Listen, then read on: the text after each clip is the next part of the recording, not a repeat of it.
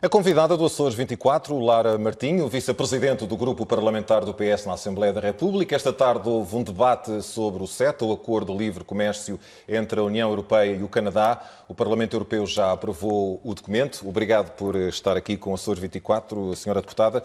Começo exatamente por esta questão do acordo entre a União Europeia e o Canadá, que tem preocupado o PS e o PS Açores, nomeadamente com algumas intervenções da sua parte. E eu pergunto-lhe, em que medida este acordo, aprovado pelo Parlamento em fevereiro, foi concretizado o ano passado pela Comissão Europeia, pode ser uma mais-valia, por exemplo, para Portugal, mas mais concretamente para os Açores? Muito obrigada. Primeiro de tudo, agradecer o convite para estar aqui hoje presente. De facto, nós temos acompanhado este acordo muito de perto na Assembleia da República e quisemos também trazer um pouco essa discussão sobre os impactos e os desafios para a nossa região. E organizámos este evento que decorreu até há pouco tempo com um leque muito interessante de intervenções e que vieram reforçar, de facto, o aspecto inovador deste acordo. Nós estamos a falar de um acordo que perspectiva-se que possa servir como modelo para os futuros acordos a serem negociados pela União Europeia e estamos a falar de um acordo com um país que, em termos de visão do mundo e de valores, é muito parecido com a Europa e com Portugal. E Portugal tem aqui uma vantagem estratégica, tendo em conta a relação também que já temos com o Canadá. Em termos da comunidade portuguesa, imigrante, que é maioritariamente açoriana, cerca de 60% dos portugueses imigrados no Canadá são de origem açoriana ou são açorianos e as nossas empresas também já exportam para o Canadá.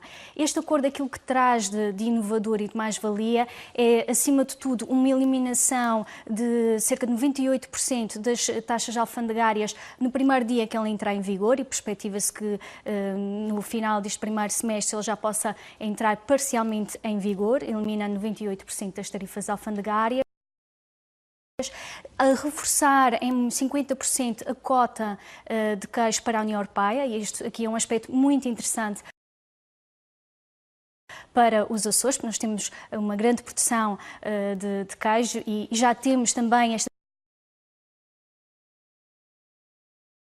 tradição de exportação para o Canadá e, portanto, há aqui também uma oportunidade que será uma mais-valia ser aproveitada pelas nossas empresas. Acredita que com este acordo Portugal possa melhorar a sua penetração no Canadá, já que neste momento representa apenas cerca de 1% das exportações portuguesas? Exato. As exportações representam 0,7%. Portanto, de facto, a relação comercial que existe, apesar de ser positiva para o lado de Portugal, ainda é muito diminuta. E os estudos apontam que este acordo possa potenciar um crescimento de 23% a nível das relações comerciais entre a União Europeia e o Canadá. E, portanto, por maioria de razão, Portugal tem aqui uma oportunidade de reforçar as exportações e de aumentar consideravelmente, e os Açores também aumentarem consideravelmente as exportações para aquele país. Pode ser uma pequena porta que se abre para os produtos lácteos da região?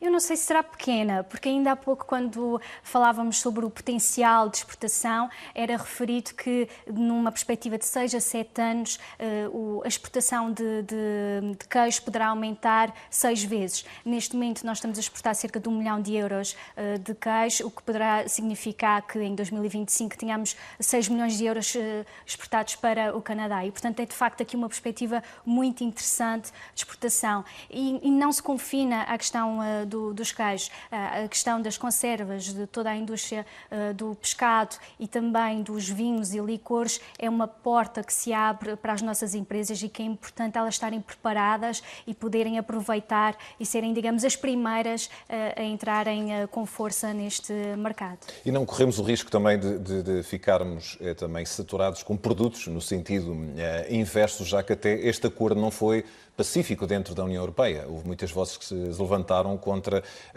este acordo, exatamente porque pode eventualmente prejudicar até a produção ou as exportações de alguns países. Sim, nós na Aqui é um mercado concorrencial, temos que ver isso dos dois lados dos países. Sem dúvida.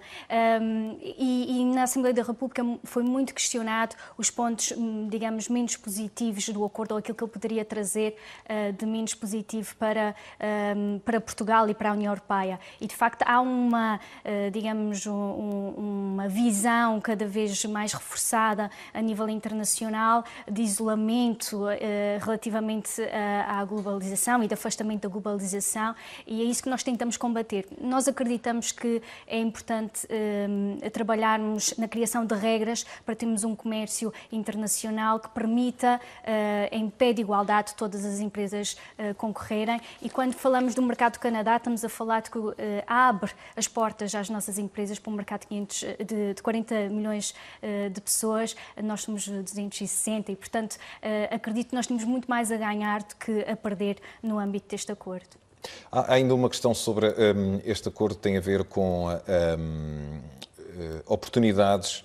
Já falamos aqui nas pescas, na agricultura, mas se há outras oportunidades, eventualmente, para os Açores sobre este acordo? Isto porque cerca de 60% das exportações da região são para o mercado interno, para Portugal continental. Apenas 10% do PIB dos Açores vai para fora da região.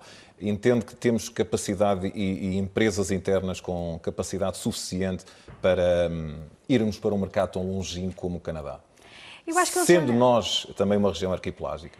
Sim, eu acho que ele não está tão longínquo quanto isso, porque, como eu dizia há pouco, já há um conjunto de empresas que exportam para o Canadá. Em termos de outros sectores, eu faria uma referência aos vinhos, porque acho que será também muito interessante a eliminação das tarifas alfandegárias. O mercado do Canadá é muito restrito relativamente a todas as bebidas alcoólicas e, portanto, há aqui um potencial nesse âmbito, mas também há aqui um potencial noutros setores. Nos setores dos serviços, este acordo tem uma particularidade que abre às empresas europeias os concursos públicos canadianos. Isso é pela primeira vez que acontece.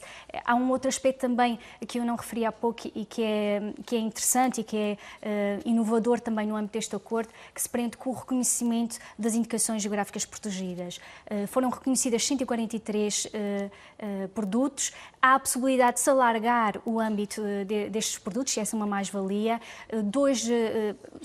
São 20 produtos portugueses, 2 deles açorianos. Um com uma proteção completa, que é o caso do ananás de São Miguel, e outro com uma proteção parcial, que é o caso do queijo de São Jorge. Mas a grande mais-valia é o potencial que existe. Nós podemos reforçar esta lista, de podermos apostar naqueles produtos que têm a marca Açores e que são de excelente qualidade e estão a ser ainda, há pouco no evento, era referido um conjunto de iniciativas que estão a ser desenvolvidas entre as associações empresariais e o Governo dos Açores para promover os produtos açorianos naquele mercado e poderem aproveitar efetivamente esta janela que se abre para o Canadá. Gostava de falar consigo também sobre outra matéria que tem a ver com a questão da base das lajes. Tivemos agora uma reunião em Washington, eu sei que tem acompanhado na Assembleia da República muito esta questão.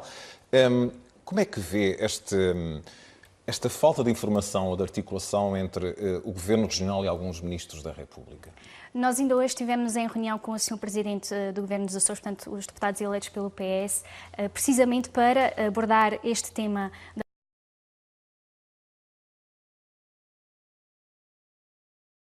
base das lajes e outros temas que dizem respeito aos Açores. E, acima de tudo, apesar das declarações menos felizes de alguns ministros, a realidade é que eles vieram sempre retificar e aquilo que nós nos focamos é efetivamente na abordagem que foi feita, na última abordagem que foi feita e que vem de encontro às pretensões da região e àquilo que nós consideramos que é fundamental. Aliás, hoje submetemos um projeto de resolução sobre a base das lajes, especificamente focado em 3 áreas que nós consideramos cruciais. A primeira que tem a ver com o contínuo empenho do Governo da República na implementação das medidas no âmbito da declaração conjunta que foi assinada entre o Governo da República e o Governo dos Açores. Um segundo ponto que se prende com a salvaguarda em termos da negociação com os Estados Unidos da descontaminação total no âmbito ambiental na Ilha Ilha Terceira, e aqui não só em termos do espaço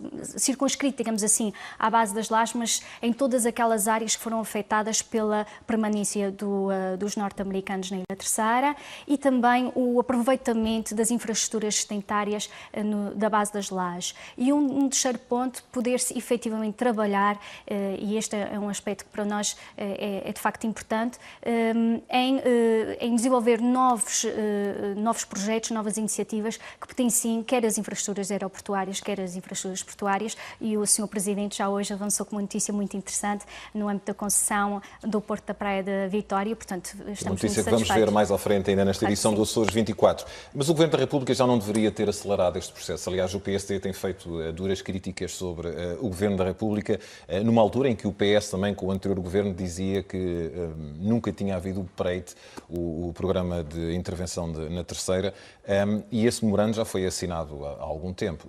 Não tem havido aqui também, depois das declarações dos ministros também, mostrando até, de acordo com os próprios deputados do PS, algum desconhecimento, e as palavras também do Presidente do Governo, aqui uma falta de capacidade de resposta, no tempo pelo menos?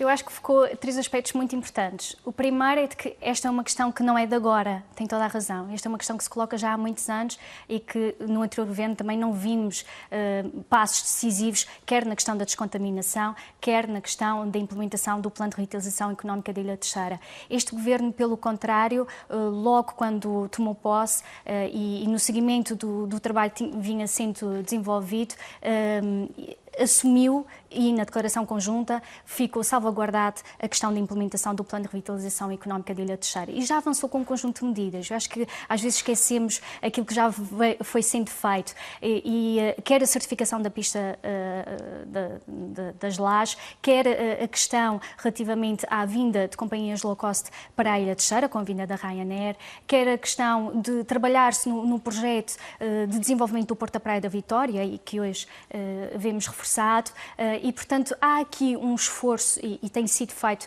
este esforço por parte do Governo da República na implementação de medidas que possam efetivamente revitalizar a Ilha Terceira. E depois não podemos esquecer que também do parte dos Estados Unidos da América há uma nova administração, e nem todas as funções, nem todos os cargos estão ocupados com os novos membros desta administração. E portanto eu julgo que, tendo em conta todas estas condicionantes, nós temos dado passos decisivos, e aquilo que acreditamos é que vamos conseguir chegar a uma boa solução e resolver aqui estes constrangimentos que ainda se verificam na Ilha Terceira. Uma última questão. Se os Estados Unidos mostrarem-se algo intransigentes, como temos visto sobre a pegada ambiental, a questão ambiental tem preocupado muito o Presidente do Governo Regional dos Açores, também defende ou entende que deve ser o Governo da República a avançar para a solução desse problema, quer do ponto de vista das verbas, algumas delas previstas, quer da sua solução completa?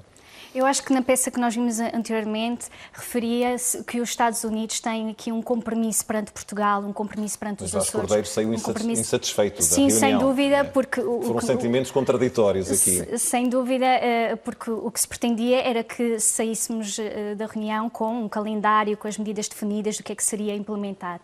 Mas este compromisso que nós vimos há pouco ser referido pelos Estados Unidos, nós também já ouvimos ser referido pela conselheira Hero Mostafa, da Embaixada dos Estados Unidos, quando reunimos com ela recentemente, e ela reforçou que, efetivamente, os Estados Unidos irão assumir todos os compromissos relativamente à descontaminação ambiental. Aquilo que nós queremos é que seja efetivo e que se veja na prática os passos a serem dados, e, portanto, iremos continuar a pressionar nesse sentido, de forma a salvaguardar a descontaminação total da Ilha Terceira.